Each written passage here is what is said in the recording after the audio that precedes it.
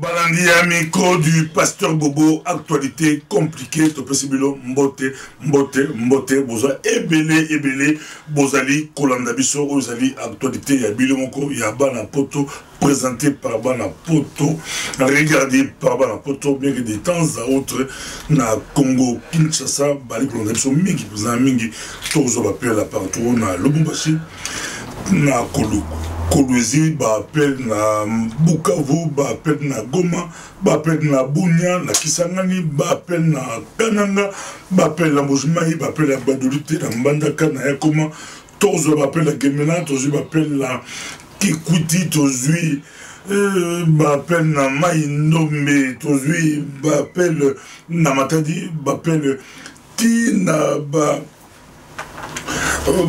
Matadi partout, bali kobenga biso, moklimumba, bali kolanda biso peza, bali ya mwanda, bali ya boma, bali kobenga biso partout, bali kolanda micro du pasteur. Tu vas toujours au qui passi au Méli d'Afalgan, mutu l'équipe passi au Méli Nerofel, mais Keba, Omela va le mettre au Bossala, ma solo, ya mboka na yoko. Moi, il y a bien papa là, le son a montré quel hôpital, médecin na malade na yo zoa d'Afalgan à l'hôpital à Seki. Oh, il y a Seki, bah il y a l'hôpital, il y a Seka, il y a Kanisi Congo, il y a Kanisi Maman Congo, il y a Kanisi actualité compliquée, il y a l'hôpital, médecin tout le monde Seka dini, il y a Kanisi actualité compliquée, il y a Kanisi d'Afalgan, il y a Kanisi Nerofel, mais il y a résultat espoir qui va dire que bah on me la va l'hôpital au Bossala, ma solo ya moka na yo komote ko Bossala mote, to ba toujours Congo is your country, Congo is my country.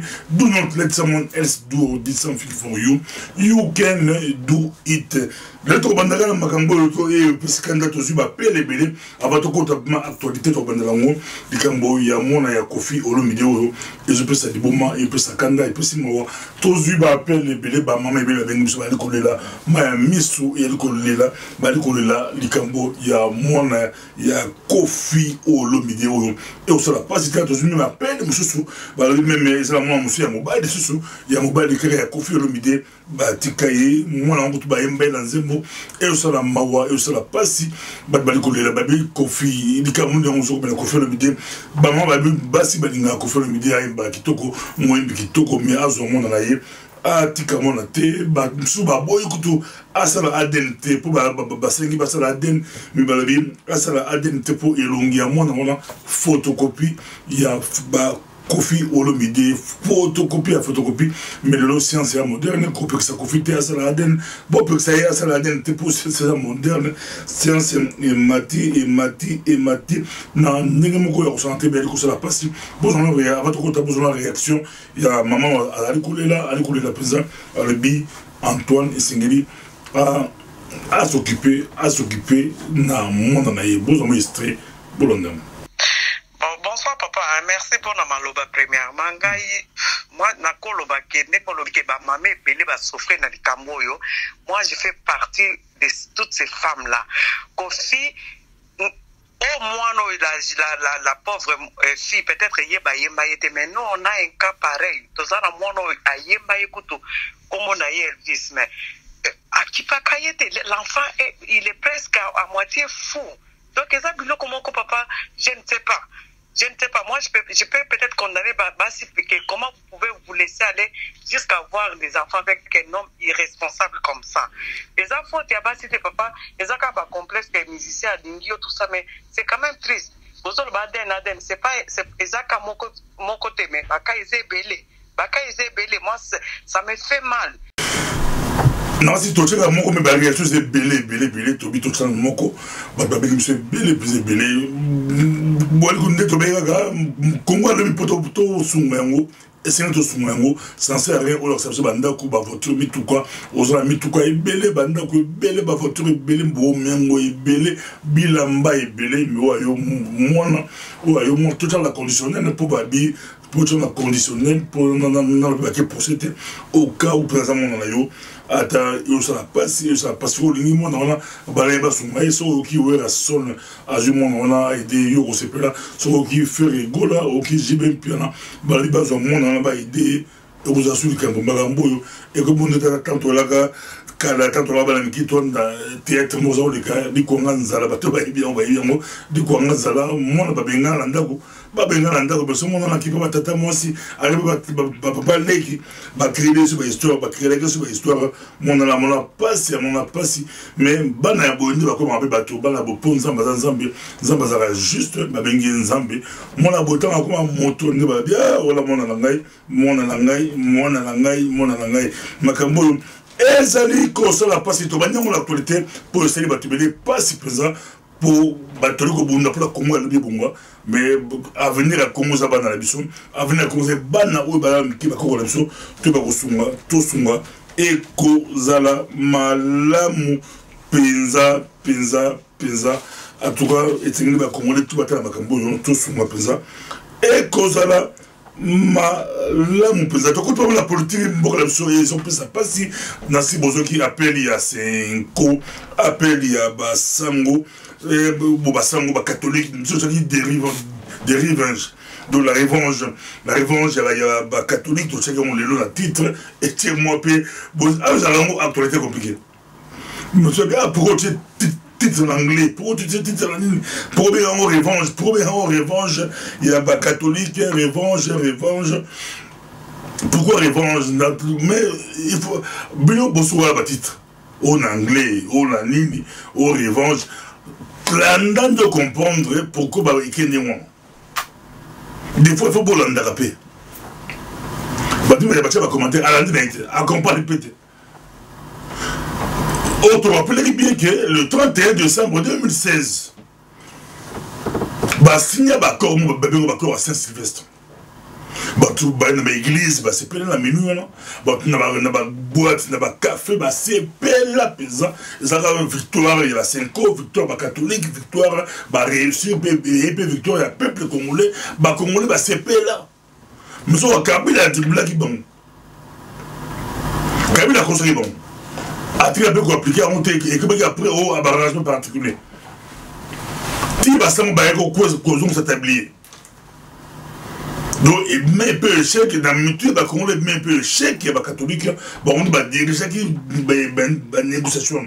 Beaucoup sentir que la négociation là qui kojo à ça bah négociation bah ça on va bimaki bah quand on va bimaka.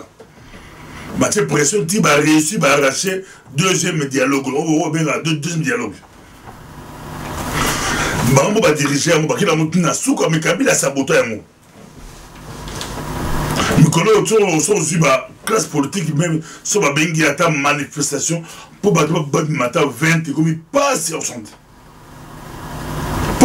au santé tu évites pourquoi d'autres disent que confiance et assuré d'autres disent que pour ma communication ils sont passés battre tout bal ko interpréter la nengla bango dans si invité absolument la journée vous avez ingénieur Rachid Ngeli claté to vous tout sur le président ingénieur Rachid Ngeli pour tout le monde a dit invité à journal oyo bolinga donc la revanche ba catholique ba ko beta c'était banzungu ba cloche non Nancy Bomoni va sortir médiatique, va mener des choses, va fâcher, ma belle, on nous a raté, les tapage nocturne, pour nous savoir de l'amour, bon, inadmissible, incompréhensible, donc, c'est un vocabulaire français, contre l'anglais, contre tout. Tant catholique, c'est les catholiques qui balancent, catholiques qui balancent le 31 décembre. Qui va marcher babangate bon balobi batu babangate depuis le Kabila nazana d'abord Kabila a ça déclaré que abi azala opposant mon la Congo opposant comme là cardinal Mosengo abi grand opposant na Isa Mosengo donc makambo ekosuka boli bobo santé qui le 16 février dans 92 il y avait 92 rappelé Mobutu ils ont opposé mon boy ba bien banda et ça même qui va kufa. Il y a tout aux années. Les amoureux de question. Batou, Bazali, Komi, Posé, Pesa Bakamboyo. Et Pesa Kapasi, Kingu Wakumwaza, Ayambi, Olengankoi. Bon, on s'appelle Kingu, Ayambi, Olengankoi. Bangoto, Bayi la Genval. Tout ça, moi j'étais à Genval. Tout ça, il a Kingu la Genval. Tout ça, il a Olengankoi la Genval. bazongi Kinshasa tozaki pe la katebe kato tout na cheval monter les à la distance dans rassemblement c'est qui katebe kato tout pour son éclair sur on dit ba rappeler la torté sur on katebe kato tout bon habité torté ma sali na raisonnement tant bazo le point ministre o ya ba pe sa combo katebe ya boya ki pourquoi pas bon ça 2-3 combo pourquoi Mutumoko parce que basé bien dans l'ensemble, ambition en dit basé bien dans le groupe, bien boligué ça regarde Mutumoko, peu la catégorie pas mon il peut bien tirer et ça regarde Mutumoko. Donc chaque poste c'est une opposition, à bon quoi, non on la chef ce qui a il est au moins pour la position Mutumoko, bon oui là. Nana on soit le boy, car Mutumoko.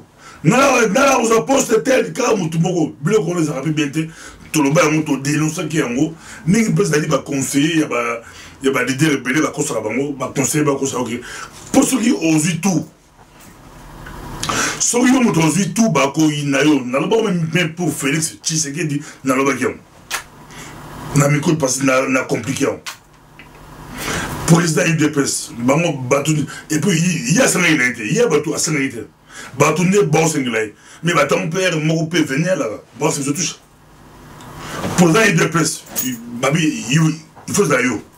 Pour les rassemblements, il faut ça. Pour les gens sur les conseils, sur des sages, sur des suivis, il faut ça. Au Premier ministre, il faut ça.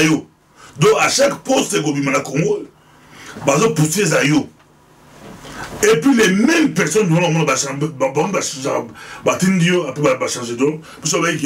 il faut quand vous avez un groupe ambitieux, pour c'est possible après mature, non, je ne pense pas. Dinesogi, bon, présent parti, je préfère tout.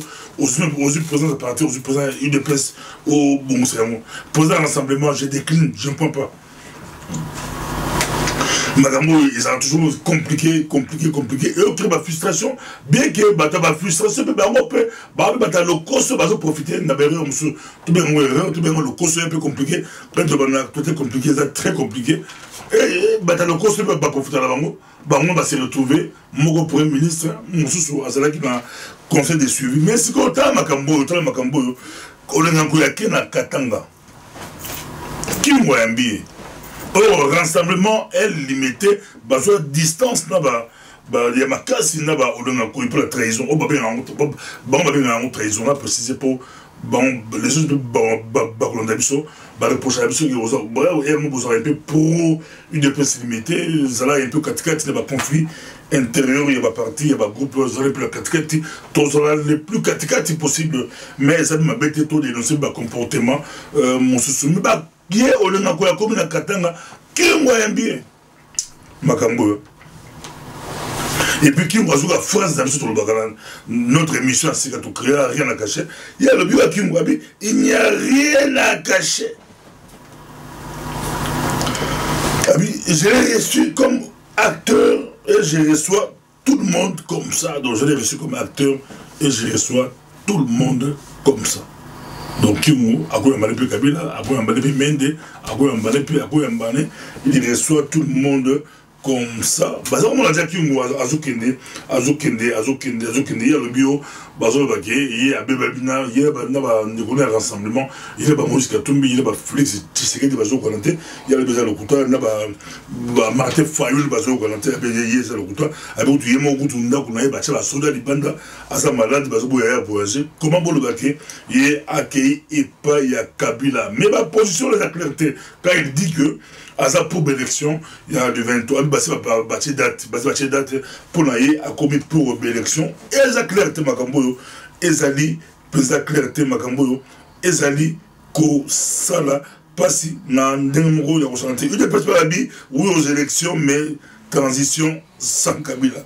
Makamboyo, Islam Matata, les catholiques vont m'habiller, aller dans la grande manifestation pour libérer le peuple, allons la Kubanga, laïque catholique, Congolais, Longola, Kobanga, Penza, Kobanga, Penza. Donc, c'est extrêmement gros. Le lot est sorti officiel, il y a Likambo, il y a ma Bélé, mouvement Sikibimi, avec Bembelo, tout ça, exactement les lots.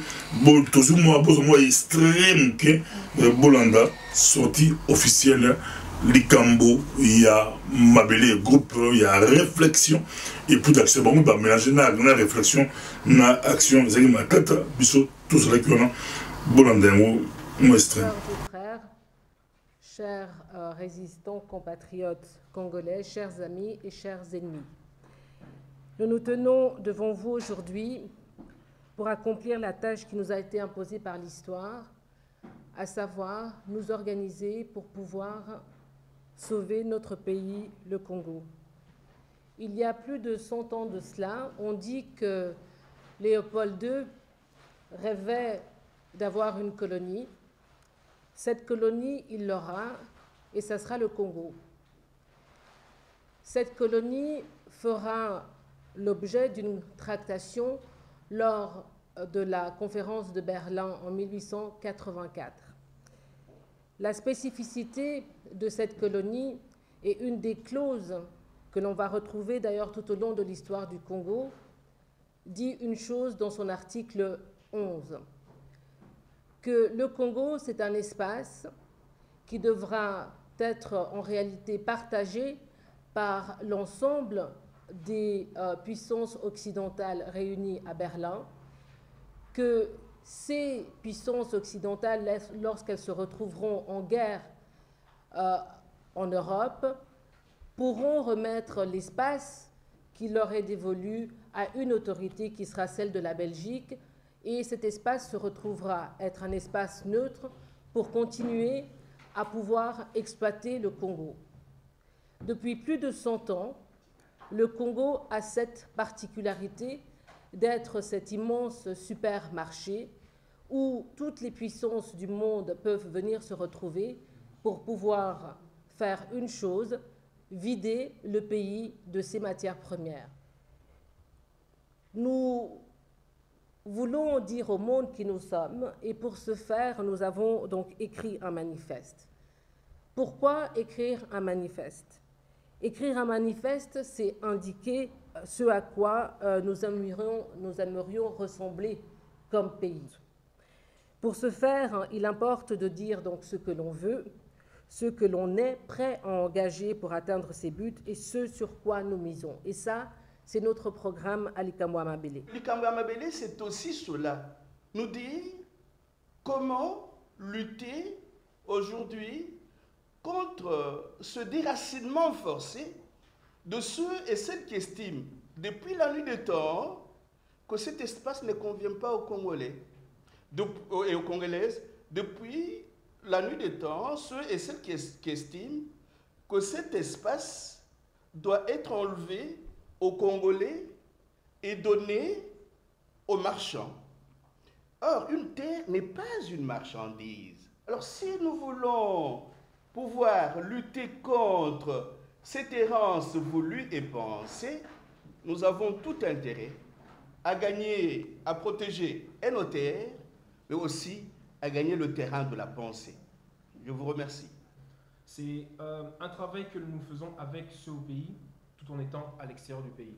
La capacité de pouvoir mobiliser. Et c'est la mobilisation tant financière que la mobilisation des masses pour les garder toujours éveillés, alertes, à réagir promptement à tout ce qui touche au Congo et à l'Afrique. Et aussi la capacité de pouvoir interpeller les décideurs politiques, décideurs économiques, médiatiques et religieux dans les pays où nous nous trouvons. Parce que ce n'est pas seulement une question d'aller, nous, en tant que Congolais de l'extérieur, aller manifester sur la place publique, mais c'est vraiment de faire passer le message, de transmettre le message, nos revendications à ceux qui peuvent le porter à un niveau beaucoup plus haut. Ensuite, il y a aussi le rôle de backup, si je puis dire. C'est une chose que personnellement j'ai déjà expérimenté plusieurs fois, mais je pense que la plupart des membres de Likambo Amabélé aussi, cette capacité de pouvoir être le soutien à ceux qui sont au pays. Je vais par exemple citer un exemple assez récent, c'est le rappeur Alech, qui voulait sortir un simple morceau où il interpellait au fait l'autorité publique pour lui dire pourquoi tu as le cœur aussi mauvais, donc pourquoi nous avons monté Marabé. Et cette simple chanson lui a coûté, si je puis dire, la censure. Alors que nous, maintenant, en tant que Congolais de l'extérieur, on lui sert de backup. Pourquoi? Parce que bien que sa chanson ait été censurée au pays, on a su, nous, ici, le faire diffuser, pouvoir écouter la musique, pouvoir faire circuler son clip. Donc, c'est vraiment ça le rôle de la diaspora dans ce combat. C'est aussi celui d'organiser la société civile. La ressource actualité na actualité to so mais na to commandant na je vais Chine comme Beni na société civile azali kolela ba effet collatéraux surtout le gens lobby na tout est compliqué déjà ba armée américaine britannique et autres ba to ba bondo ba guerre minienne ou israélienne ba big baza ba arme moko ba bien chirurgical soit bien bête so et que les tiers bête à la place telle et bête à la place en haut mais ça va des dégâts collatéraux grave et bon ba Ougandais ba to bunda ba na pomme la biso ba bon to kisangani kabila peur ta porte ba on plainte en ba longolengo ba to ani ngona ba ya mboko la biso Congo ba ko attaquer ba so ba rebelle na ba on mboko la biso ba ko bomba ba na mboko la biso mamba Congo peut ça passer na ba ta ingénieur chimingili ngai na muli pesina ma opeza Congo to ozonga simature puis to ozonga simature puis makambo eza ko sala pasi na ndenge mo santé to amba ingénieur H. Bote ingénieur H Ngeli. Bote pasteur Bobo. Tout ça, yo invité spécial, il y a actualité compliquée, on dit actualité, tout ça là, douce moko, et ça l'a passé du Cambo, il y a l'armée ougandaise dans le Congo, il y a frappé dans le Congo, même société civile, il y a des là, effet collatéraux. Non, si vous avez bien, effet collatéraux, on a beaucoup. C'est un peu comme bombarder place aux terroristes au l'école bombe compliqué. Merci Mingi Pasteur Bobo. Les Cambouana ezali ya armée étrangère et il y a dans le Congo il y a banda ko boma batu ezala batunaye ça ne se fait pas. Ça ne se fait pas. Donc, mon anika que mboka nabiso ezanango na maboko ya n'importe qui. Muturo tout nous sa kokota na mboka na okota na e aya salut alingi abimi na ye akei. Donc c'est ce que je voulais dire dans ce point. Les amawa mingi que na ba commentaire ya bandeko oyo baza ko croire que bangonde bazali na mutu ya mboka bangonde baza ba institution baza ko condamner babiloko ndenge wana te ou kolobelango yango na solution ezali kaka toluka moyen tozwa mboka pour tout régler makambo nyonso wana. So parce que ceux qui quand toza la makambo élection banini wana nyonso wana les kanango kaka na ndenge zoma mobulu wana. Tout ça aussi ezali ndenge baloba na français ezali ko créer ba fumée pour la couvrir quelque chose. Donc, mais on ne peut pas autoriser une armée étrangère à ya koya kosi sali kambola mboka. Mais Bamboka donc beaucoup pour ce président. Bon ça va autre raison. Eza trahison, c'est-à-dire que Ouganda alingi sikoyo par rapport à rapport ebimi que ba rebelle nyonso wana ba massacre nyonso ezosala na Congo ezali en connivence na chef suprême et armée oyaza na Congo, donc le président Kabila na gouvernement na ye ba rapport nyonso ezoloba ndenge wana. Alors maintenant du fait que nani na monde extérieur baza koloba que non bazo uta Ouganda bazo uta Rwanda l'Ouganda veut montrer que non eza makambo ezo salema uti kuna pa na bino. Bon mais maintenant omoni relation entre Rwandais, enfin il y a une chose aussi que nous devons savoir que Makambo ezana Est ya mboka, ça ne concerne pas les États. Ce sont des groupes de personnes. Ce sont des groupes de Hutus, ce sont des groupes de Tutsis qui viennent pour attaquer le Congo. Mais si ceux qui likambo comme il n'a pas rapport, Bangaraba comme ça likambo comme likambo neti likambo ya État pour que Bango bazala couvert par ces États là. Ce qu'il y a avantage na bango ezali que na Ouganda c'est un Tutsi qui est là, na Rwanda c'est un Tutsi qui est là. C'est ça le grand problème. C'est-à-dire que ceux qui se baïba kanga bango en tant qu'ethnie, ceux qui groupent, parce que bazapé mingite groupe et abatu Tutsi qui viennent faire des génocides en République démocratique du Congo, allez basali tout pour les Kamango comme les Kambo ya État. On parle de l'Ouganda qui vient de... Non, ce sont des groupes de personnes bien payées par des groupes de gens pour que Baya Kosala Moussala na Bango ou Bazo Salawana. Il faut vérifier est-ce que Batouana Baya qui na Congo Baya qui na compte il y a État, tout na compte il y a Moutou. C'est ça aussi qu'il faut qu'on vérifie. Parce que Ruse et Abatouane Zandengewana. Et puis les Makamoyongindar, non, c'est entre eux. Et c'est au Congo, là, ce sont des gens qui sont au Congo. Non, il faut qu'on puisse dissocier l'État ougandais, l'État rwandais avec le groupe de Tutsi ou le groupe de Hutus qui viennent pour venir nous attaquer dans notre pays. Tout ça, actualité compliquée, Magambo, appelle les catholiques, un jour à Chimungini. Le 31, notre opposition a traversé la limite, à ce appel, mais les salariés,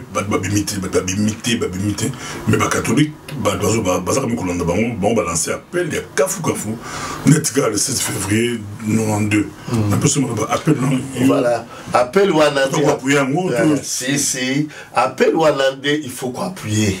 Parce que Outi n'a pas société civile et Outi n'a pas congolais. Mais il y a un appel, il y a un politicien na biso wana eza clarté. Eza clarté. Ba politicien na biso ba ganga na bango na ba télévision, na ba internet, tout ça plus confiance. Mais wana de ya solo yango wana. Ya solo yango wana. So ki siko bango bazali pour na mboka pa bima na peuple le akobima bakende pour na bakende kosa. Mais l'erreur moko tozo sala ezali boy. Et pourquoi il faut toujours couper ça motif nini bolingi batuba bima balabala omoni motif nini parce que population balingi kabila akende. Alors, bino sigo ceux qui bolobi, to bibi bobima toke vraiment to bima. Et puis les batwa bobima bino to ye pona to marcher pona nanga bimisa ki calendrier. Tu vois, c'est ça qui fait que le Congolais tozo yo kanate place na lobela makambo consensus makambo ya koyo kanana no avant osalikambo. Ta osalikambo. Bako bima d'accord, mais pona nini? Parce que eloko tozala ngona mais c'est ça que Kabila akende. Est-ce que bakobima pour Kabila akende to bakobima le bakoma lanzela bandi koloba no kimbuta asala kiboyo no nanga asala kiboyo. On n'a pas besoin de citer les noms des Congolais dans des marches ya mukolo alelo nanga za Congolais afanda na ba calendrier na lokuta mais il faut aussi sana na ba oyo bazali ko occuper mboka ba yaki ko usurper mboka ba yaki ko ba rapport belé zali que bango nde bazoboma biso bango mususu bazali te. Alors maintenant il faut to bimalanzela pona yango mais to ko bimalanzela te pona calendrier ananga ko kende ya Kabila na calendrier ananga, c'est deux choses différentes. Et marchons dans la capitale, en province ou à l'étranger. Levons-nous et marchons, femmes et hommes de foi, croyant en Dieu et chrétiens de toute sensibilité, toute personne éprise de justice et de paix, de toute condition et de toute génération, engagée ou non dans l'activité politique et associative. Levons-nous et marchons pour libérer l'avenir et faire de notre pays une terre de paix, de dignité, d'hospitalité et de progrès pour tous.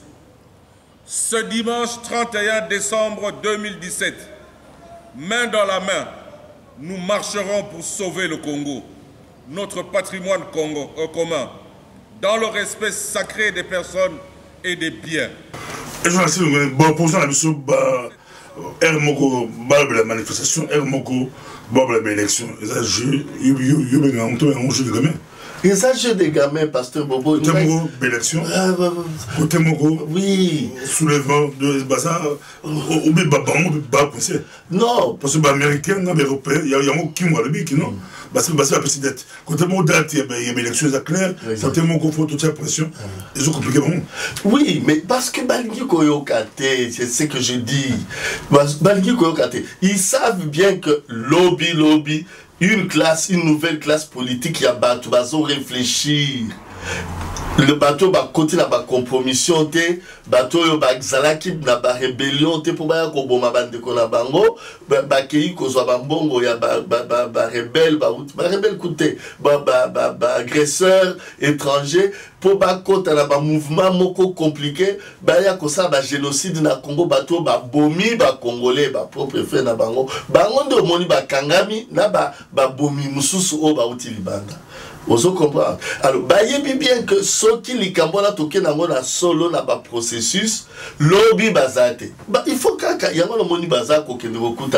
Les Cambodges élection, pasteur Bobo, excusez-moi, les Cambodges élection et Zali likambo oyo ekoki kokangamana départ Kabila te Kabila asiakenda Kabila il faut afanda beso ba congolais topé ça est président ndenge ya linga abambana kaka na Congo wana on dirait likambo nini abambana mais bisonde il faut tout ça là processus électoral il y a solo et le processus électoral il y a nanga wana et c'est baby alors quand les politiciens vont aller appuyer le processus de nanga ça dit que balimbo quand on est bébé balisusu koleka identification pasteur Bobo nani azali na droit ya rokene na élection il faut ça na poso mwindu okeka élection le bina ke ko voter les opposants là boy batozo benga ba opposants wana tout ça mais yango bazo sa makambo na nkopo baza ba complice bazali déjà acheté ce qui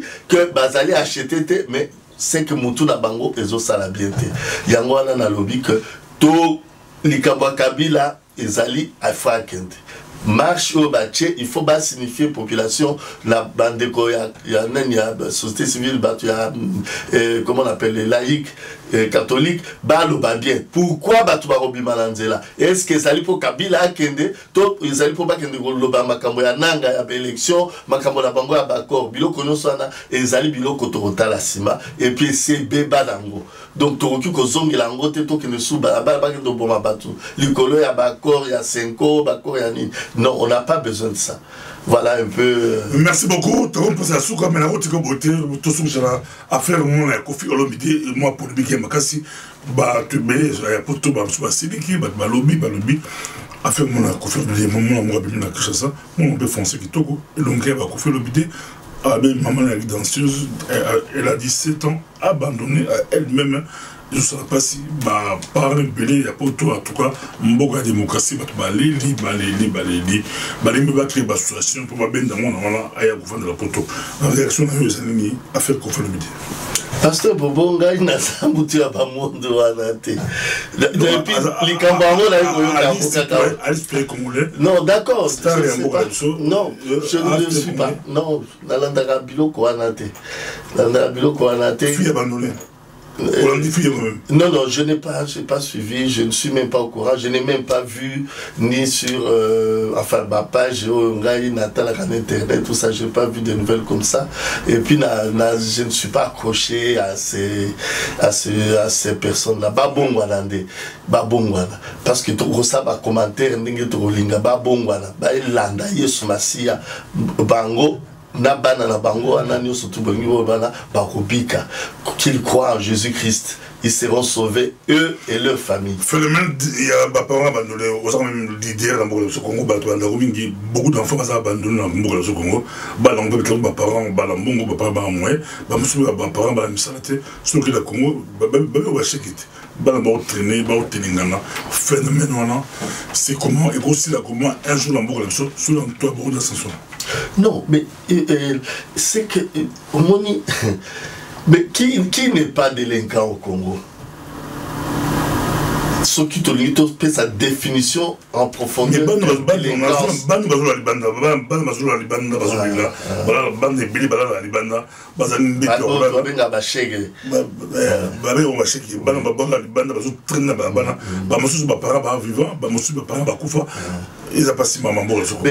C'est ça. Ils ont 10 au Yetali économie, ils ont 10 au Yetali mode de vie na kati ya mboka. Yangwana tozo lobat ke biloko wana kala ezaka na ngote. Même ceux qui ezalaki ke bakei bazui moko mibale bake na bango et pas basango bake na bango et pas ba mamelo bake na mais lelo yo ezali toute une population qui même peut-être un demi-million ya batu ceux qui tozui kaya Congo mobimba baza babala. Alors ça c'est une histoire où il faut ezali pe na ba plan d'action, j'espère bien il y a ba politiciens balingi ba kende pour ba voter bango, mais na kati ya transition tozo sala wana makamono so wana ya ko s'occuper na encadrement ya batwana scolariser bango, tout ça ezali déjà prévu, mais on ne peut pas aller kolobango ndeke tozo lobelango brete parce que ba oyo bazali na ba pouvoir o bazali na bango moko bazoela mbongo pona bango batu population nyonso wana même ba oyo baza koya na balimité kotonda wana o baye ma meeting baye banini, mais ils sortent de là avec quoi? Vous comprenez qu'il y a de l'espoir. Mais alors que Bambo Bezotambola la Congo, Bambo Bezotambola Parlement, pourquoi tous ces millions-là ils ont tambola kaka pour que toi après que Batouba Koufi, au lieu que Ekende qu'on sauve ma vie.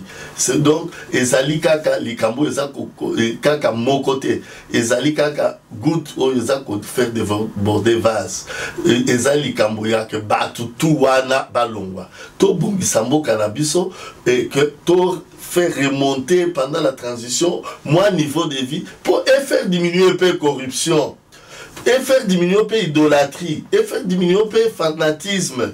Ou on a dit l'élection normalement. Merci beaucoup, Nancy Ezalaki. Malobanayo, il y a des soucis actualité de l'eau, tout le monde, tout me dit d'Afrique, Mamagongo, et ça va passer. Merci. L'espoir est lié, la victoire est liée, de tout le monde. Prochainement. Merci, Pasteur. Merci, Jonas.